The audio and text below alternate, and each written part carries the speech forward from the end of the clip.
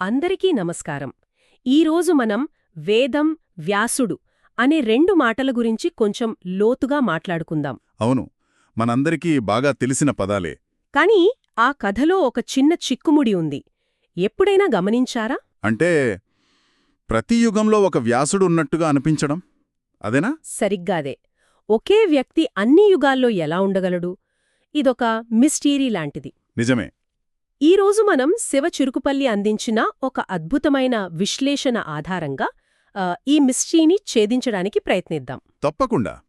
ఇది కేవలం ఒక పజిల్ సాల్వ్ చేయడం లాంటిది కాదు. కాడు కదా. అస్సలు కాదు.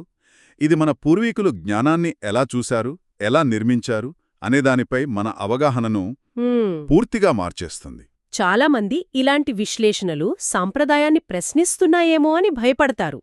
అవును, ఆ సందేహం వస్తుంది. కాని నిజానికిది సంప్రదాయాన్ని తక్కువ చేయడం కాదు. కాకపోతే దాని వెనుకున్న ఆ అసాధారణమైన మేధో వ్యవస్థను, ఆ నిర్మాణం యొక్క గొప్పతనాన్ని అర్థం చేసుకోవడానికి చేసే ప్రయత్నం అన్నమాట. ఒక కారు ఇంజిన్ ఎంత అద్భుతంగా పనిచేస్తుందో తెలుసుకోవడానికి దాన్ని విప్పి చూసినట్టు. ఖచ్చితంగా. సరే, అయితే ఆ ఇంజన్ను విప్పి చూద్దాం. ఈ విశ్లేషణలో మొదటి భాగం వేదం గురించి. రైట్. సాధారణంగా వేదమనగానే మనకు 4 పవిత్ర గ్రంథాలు గుర్తొస్తాయి. ఋగ్వేదం, యజుర్వేదం. అవును.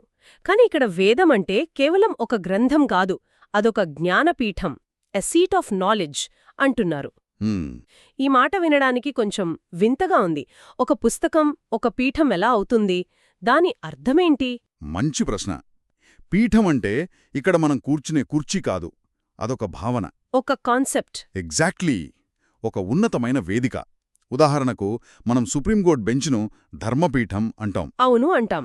అక్కడ న్యాయం కొలువై ఉంటుందని అర్థం కదా. అలాగే వేదమనేది జ్ఞానం కొలువయుండే ఒక మేధో వేదిక.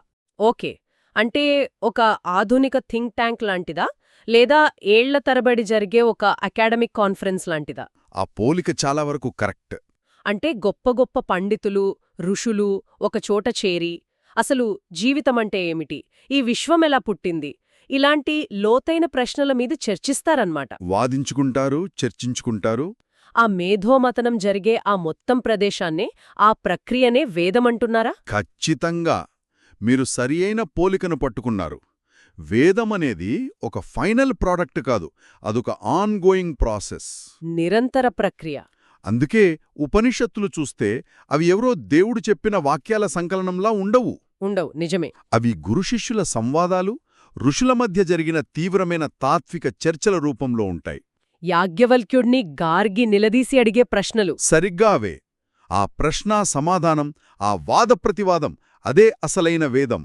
ఆ జ్ఞానాన్వేషణలోనే పవిత్రత ఉంది. ఓ, ఒక్క నిమిషం. ఇది చాలా చాలా పెద్ద విషయం. అవును. అంటే పవిత్రత కేవలం పుస్తకంలోని అక్షరాల్లోనే లేదు. ఆ అక్షరాల వెనుక ఉన్న మేధో సంఘర్షణలో, ఆ సత్యాన్వేషణలో కూడా ఉందన్నమాట. ఆ చర్చ, ఆ వాదన, ఆ కనుగొనే ప్రయత్నం కూడా పవిత్రమైనదే. ఇది మొత్తం దృక్పథాన్నే మార్చేస్తోంది. అంటే జ్ఞానమనేది ఎవరో ఒకరు ప్రసాదించింది కాదు, ఎందరో మహానుభావులు కలిసికట్టుగా అన్వేషించి సాధించింది. ఒక సామూహిక ప్రయత్నం. అవును. జ్ఞానం దైవప్రేరితం కావచ్చు, కాని అది మానవ మేధస్సు ద్వారానే రూపుదిద్దుకుంది. అదొక సామూహిక యజ్ఞం, ఒకరిద్దరి ప్రతిభ కాదు, ఒక తరం యొక్క సామూహిక ప్రజ్ఞ. ఈ భావన చాలా శక్తివంతమైనది. నిజమే. ఓకే, ఇప్పుడు వేదం అనేది ఒక నిరంతరాయంగా సాగే మేధోయజ్ఞం అనుకుందాం. అక్కడ అపారమైన జ్ఞానం పుడుతోంది. కాని ఆ జ్ఞానం గాలిలో కలిసిపోకుండా తరతరాలు దాటి మనదాకా ఎలా వచ్చింది? మంచి ప్రశ్న. అక్కడే వ్యాసులు పాత్ర వస్తుందేమో. అక్కడికే వస్తున్నాం. ఈ మేధో యజ్ఞంలో పుట్టిన జ్ఞానాన్ని భద్రపరచడానికి ఒక వ్యవస్థ కావాలి. ఆ వ్యవస్థలో అత్యంత కీలకమైన పాత్రే వ్యాసుడు. ఓకే. ఈ విశ్లేషణ ప్రకారం వ్యాసుడు అనేది కేవలం కృష్ణద్వైపాయనుడు అనే ఒక వ్యక్తి పేరు మాత్రమే కాదు. కాకపోతే అదొక బాధ్యత, ఒక గౌరవప్రదమైన హోదా, ఒక ఫంక్షనల్ టైటిల్. ఒక్క నిమిషమాగండి. వ్యాసుడు అనేది ఒక ఉద్యోగం లాంటిదా, ఒక టైటిలా? అలా అనొచ్చు. ఇది వినడానికి కొంచెం సంప్రదాయాన్ని కించపరిచినట్టుగా అనిపించదా? వేదవ్యాసుడు అనే ఒక మహానుభావుడి ప్రాముఖ్యతను మనం తగ్గించినట్టవ్వదా? లేదు. అంటే మనమాయన్ను కేవలం ఒక ఎడిటర్ అంటున్నట్టుగా ఉంది. ఇది చాలా సహజమైన సందేహం. చాలామందికి మొదట ఇలాగే అనిపిస్తుంది. కాని లోతుగా ఆలోచిస్తే ఇది వ్యాసుడి ప్రాముఖ్యతను తగ్గించడం లేదు, నిజానికి దాన్ని అనూహ్యమైన స్థాయికి పెంచుతోంది. ఎలా? ఒక్కసారి ఆలోచించండి.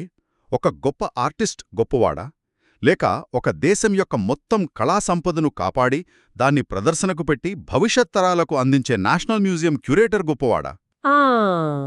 ఆ పోలిక ఆసక్తికరంగా ఉంది. వివరించండి. ఇక్కడ వ్యాసుడి పాత్ర ఆ క్యూరేటర్ లాంటిది. అంటే ఆయన పనేమిటి?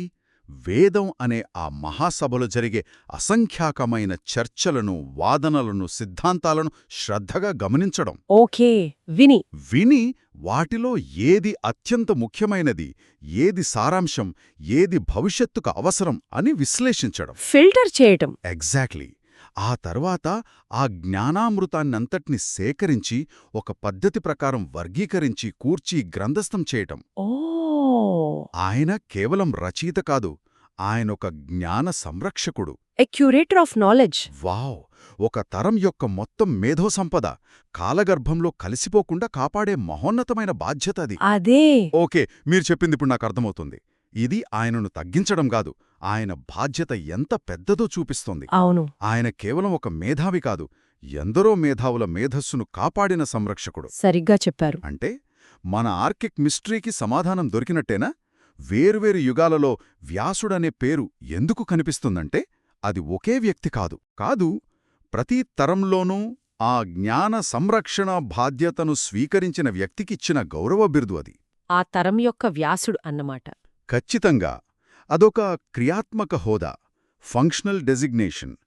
ప్రతి తరానికి ఒక వ్యాసుడుంటాడు. ఆయన ఆ తరం వరకున్న జ్ఞానాన్ని క్రోడీకరించి దానికి ఆ తరం యొక్క కొత్త ఆలోచనలను జోడించి తర్వాతి తరానికందిస్తాడు. ఇదొక నిరంతర ప్రక్రియ. అందుకే మనకు ఇన్ని పురాణాలు, ఇన్ని వ్యాఖ్యానాలు ఉన్నాయి. జ్ఞానం ఒకచోట ఆగిపోలేదు. అద్భుతం. అయితే ఈ రెండు భావనలను కలిపి చూస్తే మనకొక పూర్తి చిత్రం కనిపిస్తుంది.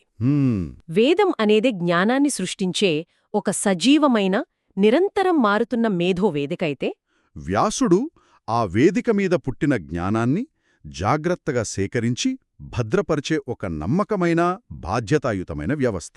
ఒకటి ఇంజనైతే మరొకటి ఆ ఇంజన్ను కాపాడే చట్రం. ఈ రెండూ ఒకదానికొకటి ఎంత అవసరమో కదా. అవును. ఈ డైనమిక్ సంబంధమే ప్రాచీన భారతీయ జ్ఞాన వ్యవస్థ యొక్క గుండెకాయ. ఈ నమూనా మనకు 3 ముఖ్యమైన విషయాలు చెబుతోంది. అవేంటవి? 1.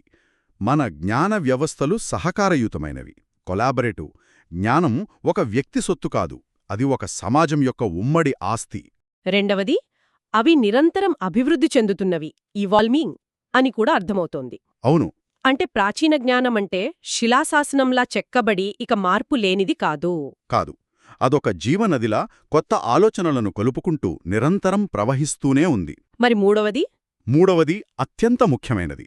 అవి లోతైన సంభాషణాత్మకమైనవి, డీప్లీ డైలాజిక్. మన సంస్కృతిలో జ్ఞానం ఎప్పుడూ ప్రశ్న-జవాబు, వాదం-ప్రతివాదం, తర్కం విశ్లేషణ ద్వారానే ముందుకు సాగింది. గుడ్డిగా నమ్మడం కాదు, ప్రశ్నించి తెలుసుకోవడం మన సంప్రదాయం. అదే. ఈ వేదం వ్యాసుడి నమూనా ఈ లక్షణాలన్నింటినీ ప్రతిబింబిస్తుంది. నిజం చెప్పాలంటే ఈ ఆలోచనా విధానం చాలా ఆధునికంగా అనిపిస్తోంది. అవును, అనిపిస్తుంది. ఇది ఒక రకంగా విజ్ఞాన శాస్త్రం పనిచేసే పద్ధతిలో ఉంది. ఎంతోమంది శాస్త్రవేత్తలు కలిసి పనిచేస్తారు, పాత సిద్ధాంతాలను ప్రశ్నించి కొత్తవి ప్రతిపాదిస్తారు. అంతా రికార్డ్ చేయబడి సమీక్షించబడుతోంది, పీర్ రివ్యూలాగా. ఎగ్జాక్ట్లీ. ఇది ఒక రకంగా విజ్డమ్ కోసం ఓపెన్ సోర్స్ ప్రాజెక్ట్ లాంటిది. మంచి పోలిక. మన పూర్వీకులు వేల ఏళ్ల క్రితమే ఇంత అధునాతనమైన జ్ఞాన నిర్మాణ వ్యవస్థను రూపొందించారంటే నమ్మశక్యంగా లేదు. నిజానికి నేను మొదటిసారి ఈ విశ్లేషణ చదివినప్పుడు నాకు కొంచెం ఆశ్చర్యంగా, ఇబ్బందిగా అనిపించింది.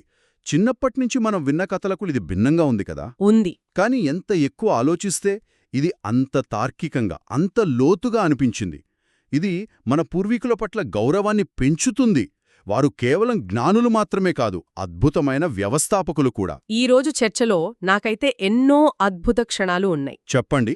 ముఖ్యంగా వేదాన్ని ఒక గ్రంథంగా కాకుండా ఒక సజీవ ప్రక్రియగా చూడటం, వ్యాసుడిని ఒక వ్యక్తిగా కాకుండా ఒక తరానికి ప్రతినిధిగా, జ్ఞాన సంరక్షకుడిగా చూడటం. అన్నింటికంటే ముఖ్యంగా జ్ఞానం అనేది ఒకరిద్దరు మహానుభావుల ఆస్తి కాదు, అది ఒక సమాజం యొక్క సామూహిక కృషి, వారసత్వం అనే ఆలోచన. అది చాలా స్ఫూర్తినిచ్చింది. ముగింపుగా ఈ మొత్తం విశ్లేషణ మన ముందొక ముఖ్యమైన ప్రశ్నను ఉంచుతుంది. శ్రోతలు దీని గురించి ఆలోచిస్తారని ఆశిస్తున్నాను. ఏమిటది? ప్రాచీన జ్ఞాన వ్యవస్థలు నిజంగా మనం అనుకున్నట్లు సహకారంతో నిరంతరం అభివృద్ధి చెందుతూ ఉంటే, పవిత్ర గ్రంథాలు లేదా స్థిరపడిన జ్ఞానం పట్ల మన ఆధునిక దృక్పథం ఎలా ఉండాలి? ఓ, మంచి ప్రశ్న. ఒకసారి రాసిన తర్వాత వాటిని ప్రశ్నించకూడదా? లేక వాటితో మన సంభాషణను కొనసాగించాలా? అంతకంటే ముఖ్యంగా ఈరోజు మన కాలంలో ప్రతిక్షణం మనపైకి దూసుకొస్తున్న ఈ అపారమైన సమాచార ప్రవాహాన్ని, ఈ ఇన్ఫర్మేషన్ సునామీని అవును, ఈ సునామీని ఎదుర్కోవడానికి ఈ వేదం వ్యాసుడు నమూనా నుండి మనం ఏమి నేర్చుకోవచ్చు? అది ఇంకా లోతైన ప్రశ్న. ఈ రోజుల్లో ఆ వేదం అనే జ్ఞానపీఠాలు ఏవి? ఇంటర్నెట్టా? యూనివర్సిటీలా? మరి మనకాలపు వ్యాసులు ఎవరు? ఆ బాధ్యతను ఎవరు తీసుకుంటున్నారు? జర్నలిస్ట్లా? శాస్త్రవేత్తలా? లేక ఏఐ అల్గోరిథమ్సా? వారు ఆ బాధ్యతను సరిగ్గా నిర్వర్తిస్తున్నారా? అవును, ఈ ప్రశ్నలు మనందరినీ ఆలోచింపజేయాలి.